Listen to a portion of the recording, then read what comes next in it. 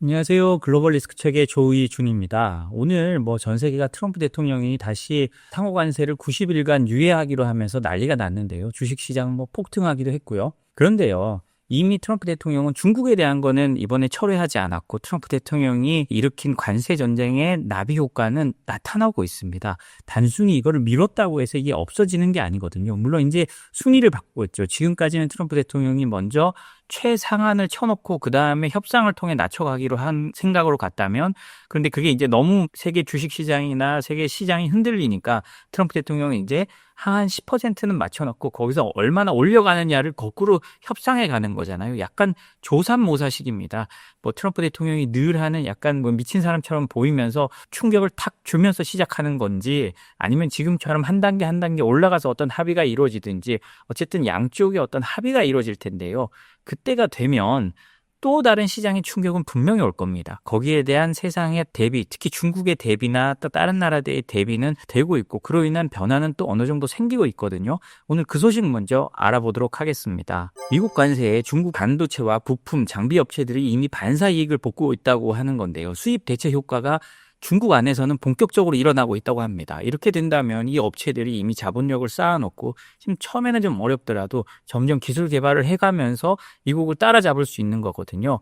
이것 때문에 중국 내 네티즌들이나 이런 사람들은 트럼프 대통령을 제2의 건국 아버지라고 약간 조롱성으로 말하기도 합니다. 트럼프 대통령의 정책 때문에 중국이 따라잡을 수 있는 길이 열렸다는 거죠. 딥시크가 전형적인 그런 거 아니겠습니까? 그런 것처럼 이제 그게 반도체와 부품, 장비 업체 등 이제 소부장부터 시작해서 중국이 지금까지 약하다고 생각했던 것부터 이미 치고 올라가기 시작했다라는 게 일단 실적으로 좀 보여지고 있다는 건데요.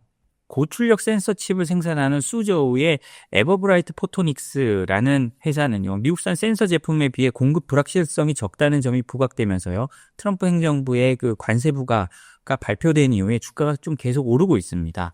가전 및 자동차용 반도체를 생산하는 칩스 테크놀로지스도요, 최근 중국 내 국내 수요 유입에 따라서요, 주가가 4%, 5%씩 계속 오르고 있다고 하고요. 방수 소재 전문 기업인 마이크로벤트, 이건 고어텍스와 비슷한 거를 만드는 건가 봐요. 근데 미국의 고어사로부터의 수입이 상당히 어려워지잖아요. 지금 트럼프 대통령 중국에 대해서는 처음에 이제 50% 해서 104%다 거기다 또 더 얹어져서 120%가 넘는 관세가 매겨지기로 했고요. 그러다 보니까 이 고어텍스 같은 것도 이제 섬유 제품 같은 거는 더더욱 쓰기가 어려워지는 겁니다. 이런 거는 가격에 더더욱 민감하니까요. 그래서 관세 부과에 따라 상대적인 경쟁력이 커지면서요, 이 방수 소재 전문 기업인 마이크로벤트의 주가도 꾸준히 오르고 있다고 합니다. 가장 극적인 사례가요, 중국 반도체 장비 업체인 나우라 테크놀로지 그룹이라고 하는데요. 올해 1분기 매출이 89억 8천만 위안으로 순이익은 17억 4천만 위안, 전년 동기 대비 각각 51에서 53% 증가했다고 합니다. 매출은 1조가 넘고 순이익은 3천억이 넘은 거거든요. 그런데 이렇게 되면 나우라의 작년 기준 전 세계 반도체 장비 중 매출은 6위고요. 전 세계 10대 장비 업체 중 유일한 중국 기업이라고 합니다. 그만큼 중국이 하나하나 밟아가고 있다는 게 여기서 보이고요. 이제 이렇게 관세 전쟁이 더 심해지면 나우라 테크놀로지 그룹의 실적은 더 좋아질 가능성이 높습니다. 명확한 게 하나 있는데요. 돈을 벌면 거기에 맞춰서, 그리고 인재들을 투자하면 기술은 따라잡을 수밖에 없다는 겁니다. 특히 중국은 인재가 많잖아요. 미국은 전 세계에서 인재들이 공부하러 와서 미국에 남아서 기술 개발을 하지만 중국은 이제 자체적으로도 최고급 인재들을 길러내고 있습니다. 그러다 보니까 중국이 미국에 결코 완전히 앞서지는 못하겠지만 결코 떨어지지 않거든요. 비유를 해보면 미국은 포르쉐 같은 겁니다. 비싼 걸로 최고급을 써가지고 이제 잘 만드는 거죠. 연비 이런 거 생각하지 마라. 돈 생각하지 말고 최고급을 만들어라. 라는 게 미국이라면요. 중국은요, 어떻게 생각하면 우리 현대차 같은 걸 수도 있습니다. 가성비로 만들어서 사람들이 타기 좋게, 그렇다고 해서 어마어마한 성능 차이가 나는 건 아니고요. 충분히 따라갈 수 있는 거죠. 이런 식으로 가다 보면 기술 격차는 거의 없어지게 되는 겁니다. 이게 지금 현재 중국의 전략인데요. 지금 그 전략대로 어느 정도 먹혀 들어가고 있는 모습을 보여주고 있습니다. 물론 미국의 이런 어마어마한 관세가 계속 부여되고 있을 때 중국이 이를 견딜 수 있는 내성이 있느냐 없느냐는 지켜봐야 합니다. 물론 뭐 견딜 수 없을 것 같다는 의견이 대부분인데요. 저도 뭐 그렇게 생각을 합니다만 이 세상이 어떻게 흘러갈지 모르고 중국이 또 어떤 딥시크 쇼크처럼 새로운 우회로를 발견해서 내재적으로 시장을 늘려가게 된다면 중국이 오랫동안 더 잘 버티고 기술은 더 따라가는 일도 생길 수가 있는 겁니다. 중국만 그런 거냐? 그런 건 아닙니다. 유럽도 마찬가지입니다. 트럼프가 관세 전쟁을 시작하고 동맹들을 압박하기 시작하면서 유럽도 우리도 이제 독립해야 되겠다라는 생각을 하기 시작했습니다. 라가르드 ECB 총재가요. 비자 마스터 결제망에 벗어나야 된다라고 말하면서 자체 시스템 구축을 선언했습니다. 어떤 얘기냐면요. 라가르드 총재는요. 아일랜드 방송국 뉴스톡 인터뷰에서요. 유럽은 미국과 중국 기업이 통제하는 결제 인프라에 과도하게 의존하고 있다고 지적하면서요. 유럽 자체의 결제 수단이 마련돼야 된다고 발언했습니다. 그녀는 비자, 마스터카드, 페이팔, 알리페이 등을 예로 들면서 디지털 결제 대부분이 비유럽 시스템을 통해 이루어지고 있다는 점을 우려했다고 합니다. 사실 유럽 입장에서는 우려할 수밖에 없습니다. 유럽은 과거의 경험도 있거든요. 우리가 흔히 경제 제재를 할 때 미국과 유럽의 스위프트망을 막아서 러시아를 그냥 아예 금융으로 고립된 섬으로 하나 만들었잖아요. 근데 이 스위프트가요. 유럽이 사실은 미국에서 독립하기 위해서 만든 거였습니다. 1970년대요. 시티은행이 전 세계에 지점을 깔고 사실상 국제금융을 쥐락펴락하게 됩니다. 그때 유럽은행들이 걱정을 하죠. 이대로 갔다면 우리가 모든 외환거래를 시티은행에 맡길 수밖에 없게 될 거야. 그럼 우리는 어떡하지? 하고 있는 찰나에 시티은행이 무리를 합니다. 전 세계 모든 외환거래는 시티은행의 기준을 따라라 라고 합니다. 시티에 욕심이 있었죠. 이대로 하면 우리가 전 세계 패권을 먹고 우리가 말하는 대로 외환거래가 이루어질 거야 라고 생각했죠. 근데 그게 잠자는 유럽은행들을 건드린 겁니다. 유럽은행들이 그때 어떻게 하느냐? 반란을 일으켜서 아니야, 우리는 너의 시티은행 표준이 아닌 우리 표준을 만들 거야 라고 해서 만든 게 스위프트입니다. 그런데요, 그게 어떻게 됐습니까? 시간이 가면 갈수록 미국의 입김이 강해지고요. 미국의 금융기관들의 힘이 세고 달러 패권이 너무나 강하니까요. 외형적으로는 그렇지 않고 이사진 구성을 보면 전혀 그렇지 않지만 실질적으로는 상당히 미국에 종속돼 있습니다. 특히 경제 제재를 할 때 스위프트가 거의 미국의 편을 따라가게 되잖아요. 그런 걸 보면 이 결제망을 가진다는 게 사실 금융 패권에 굉장히 중요합니다. EU는 스위프트의 실패를 알고 있거든요. 그렇기 때문에 이제 점점 핀테크화되고 우리가 이제 뭐 신용카드나 아니면 디지털 화폐나 이런 걸 통해서 점점 결제하는 사회가 될 텐데 이제 그 길목만은 이제 미국에 넘겨줄 수 없다라고 판단을 하는 겁니다. 그래서 과거의 스위프트 같은 실수를 반복하지 않겠다라고 하고 라가르드 총재가 이렇게 나오는 건데요. 라가르드 총재는 이런 외부 의존도가 금융주권을 위협할 수 있다고 경고하면서 결제 시스템은 우리 유럽인의 통제하에 있어야 한다고 주장을 했습니다. 단순한 인프라를 넘어서요. 유사시 정치 경제적 리스크에 대응할 수 있는 자립적 시스템을 확보하는 게 필요하다라는 건데요. 이거는 EU가 추진 중인 자본시장연합 구상과도 깊은 관련이 있습니다. 자본시장연합은요. 한마디로 자본시장도 하나의 시장으로 만들겠다는 거예요.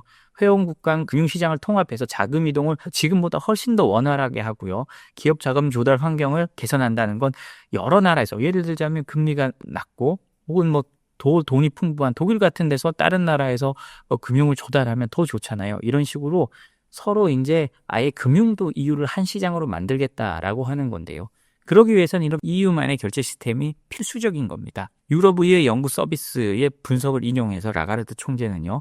자본시장 통합으로 2032년까지 EU GDP의 약 2조 8천억 유로, 4,579조 원이라는 어마어마한 부가가치가 창조될 수 있다고 했다고 합니다. 그리고 그걸 위한 첫 발도 뗀 상태입니다. 최근 BNP 파리바, 도이체방크, 월드라인 등 유럽의 주요 금융기관 16곳이 공동으로 출범시킨 웨로라는 신규 결제 시스템이 있다고 합니다. 그래서 이걸 지금은 만들어 놨고요. 이제 범유럽 결제망으로 발전시키고 연내에 소매 및 전자상거래 부문으로 확대할 거라고 합니다. 이렇게 된다면 유럽의 꿈이 한 발짝 다가서게 되겠죠. 이런 트럼프 대통령이 한 이런 미국 우선주의, 미국 일방주의가 이제 중국과 유럽에 영향을 미치기 시작한 겁니다. 뭐 이렇다고 해서 하루아침에 미국으로부터 독립은 불가능할 겁니다. 당연히 그렇죠. 특히 보수적인 돈의 움직임에 있어서는 유럽의 움직임도 뭐 바로 이런 새로운 걸 만들지 못할 겁니다. 예를 들자면 브릭스 같은 데서요. 거의 뭐 십몇 년 전부터 미국이 결제망에서 벗어나야 된다고 했지만 단 한 발도 나가지 못했습니다. 실질적으로 뭐 러시아나 중국이 결제망을 만들긴 했지만요. 그런 자체 결제망들을 통해서 어느 정도 생명선이 될 정도는 이루어지고 있지만 아예 뭐 새로운 미국 패권에 경쟁하는 그 정도 수준은 만들지 못했거든요. 그래서 이런 이후의 움직임도 저희가 앞으로 지켜는 보고 상당히 잘 체크해야 될 것 같긴 합니다. 마지막은요. 트럼프 대통령 때문에 지금 뭐 며칠 동안 주식시장이 난리가 났다가 그 뭐 상호관세를 유예한다고 하니까 미국 나스닥이 12%나 폭등했잖아요. 뭐 국내 증시도 마찬가지로 뭐 폭등을 했습니다만 여기 보면 트럼프 대통령이 그 직후에 이런저런 얘기를 합니다. 그런데요. 이 트럼프 대통령의 말은 잘 보면 자기가 미중 무역 전쟁을 하고 했지만 결과적으로는 주가가 올랐다라는 일기 때의 모습을 자랑을 하거든요. 그런 걸 보면 트럼프 대통령은 지금 떨어지고 지금 내가 당장 유예는 해줬지만 이 미중 무역 전쟁은 계속 할 거야. 왜냐하면 우리가 중국으로부터 우위를 확보해야 돼. 이건 필연적인 거야. 라고 하면서 강조하면서 이런 말을 합니다. 보면요. 트럼프 대통령은 자신의 소셜미디어인 트루스 소셜에 그걸 올려가지고 유예한 직후에요. 그다음에 기자들을 만나고 해서 사람들하고 얘기합니다. 트럼프 대통령은요. 저는 이 일을 중국과 시작했습니다. 아까 중국 관세를 매기고 무역전쟁을 말하는 거겠죠. 그러면서 제 1기 동안 중국으로부터 수천억 달러의 관세와 세금을 걷어들였고 그 결과 우리 경제는 사상 최고 수준이었죠. 라고 합니다. 사실 트럼프 대통령이 무역전쟁을 시작하고 S&P 지수가 20%나 빠졌습니다. 20%나 빠진 다음에 그리고 다시 올라가거든요. 근데 트럼프 대통령은 그 부분은 빼고 그 결과 우리 경제는 사상 최고 수준이었죠. 그런 다음에 주식시장은 88%나 상승했습니다. 미국 역사상 가장 위대한 경제였습니다. 라고 하는 겁니다. 사실 이렇게 상승한 거는요. 중간에 코로나가 있었고 그것 때문에 주가가 급락했지만 대대적인 현금 살포를 통해서 유동성으로 주식시장을 밀어 올린 거였죠. 그런데 트럼프 대통령은 그런 걸 다 빼고 자신이 미중 무역전쟁을 시작하고 그로 인해서 그 주식시장이 엄청나게 올랐다라고 자랑을 합니다.